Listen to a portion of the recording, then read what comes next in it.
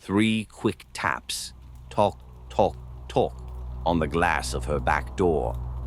Her apartment sat at the edge of town, at the end of a dim cul-de-sac surrounded by trees. She'd moved there because it was quiet, safe, cheap. A place where you could hear the hum of your refrigerator and nothing else. But that night, as the clock on her stove blinked 11:47, that sound came again. Talk, talk, talk, sharp, deliberate. At first, she laughed, probably a branch, maybe a raccoon. But when she muted the TV and listened, she could hear something else, a slow, rhythmic breathing, just beyond the glass. Her cat hissed and bolted down the hall. Kara's skin prickled. She stood up, grabbed her phone, and crept toward the sliding glass door. She didn't turn on the porch light. Instead, she crouched and peeked through the blinds. Nothing, just darkness. She exhaled. Maybe she was tired. Maybe she wanted to see something. Then, T-OK, T-OK, T-OK.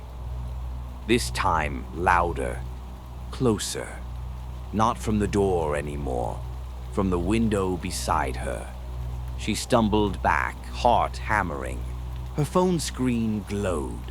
No service. The rain had been falling for hours. The storm must have knocked out the towers. She turned on the lights, checked every lock, door, windows, everything. Even pushed the couch against the door. It went quiet. For an hour. Then, at 1:23 a.m., the knocking started again. Not 3 this time, not deliberate. It was rapid, panicked, like someone's fingers drumming furiously on every pane of glass around her. The kitchen window, the back door, the narrow window above the sink. She couldn't even tell where it started anymore. Then a voice, low and wet, muffled by the rain. "Please, please let me in." Kara froze, a man's voice, shaking, desperate. "Please, I'm hurt. I need to use your phone." Every instinct screamed, "Don't open that door." But she pictured someone bleeding in the storm. She grabbed a flashlight and shined it through the blinds. And there he was. A man, maybe mid-30s, drenched, hair plastered to his face, eyes wide, barefoot, lips blue. "Help me," he whispered. "Someone's chasing me." Rain poured off him in streams, washing red streaks down his arms. She could see blood, but not how much was his.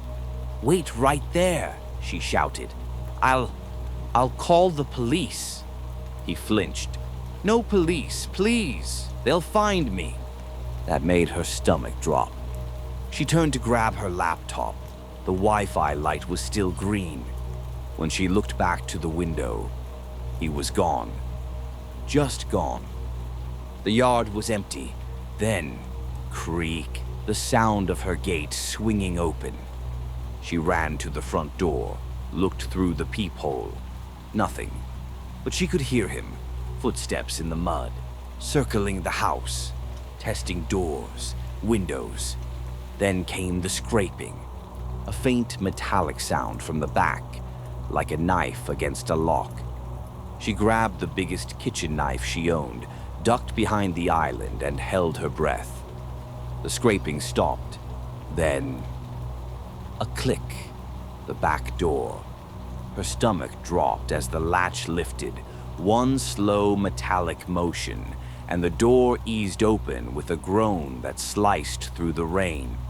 She could hear him breathing, just a few feet away.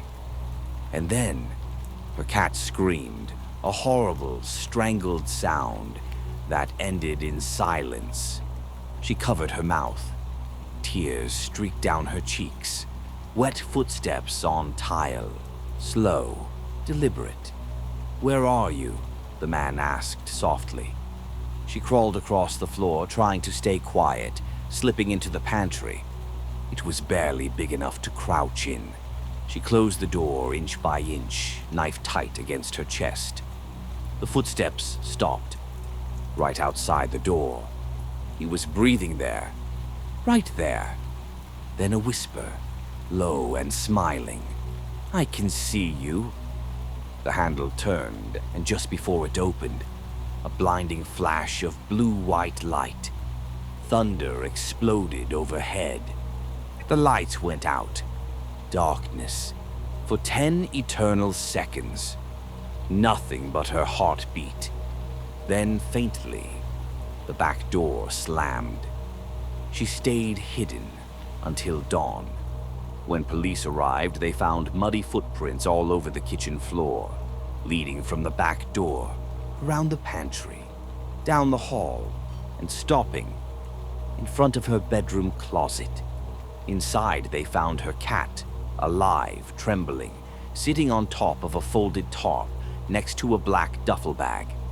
Inside the bag were zip ties, duct tape, a flashlight, a bloodied hunting knife, and a camera. The police said they'd seen something like it before, a man who stalked women in the rain, pretending to need help, waiting for them to open the door. But they never caught him. They never even found his footprints leaving the yard. And sometimes, late at night, when Kara's new phone buzzes with an unknown number, she swears she can still hear it, faintly through the speaker.